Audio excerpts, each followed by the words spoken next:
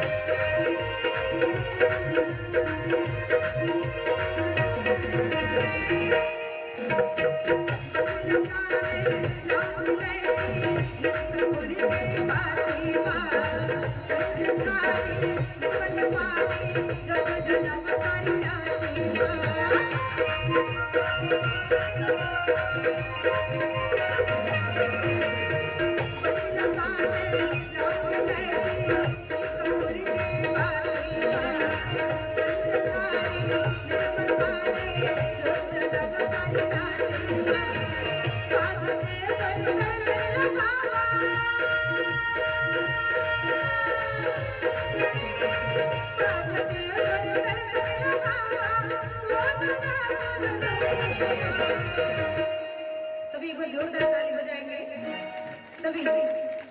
और जेकर दोनों हाथ नहीं होई तो बगल वाले से ले लेना है, लेकिन ताली बजाना है ना।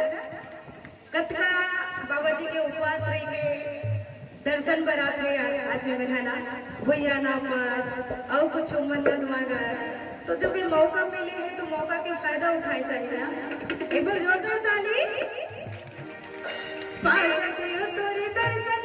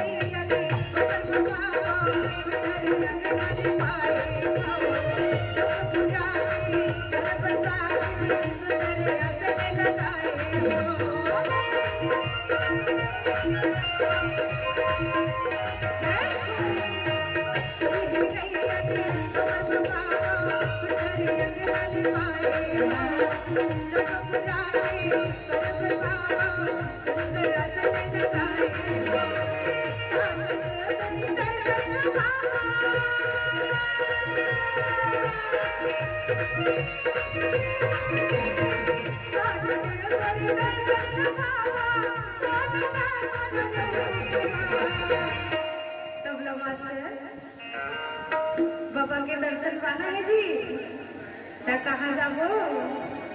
अरे पुतवी धाम जाबो भैया, बोला दर्शन दे दे।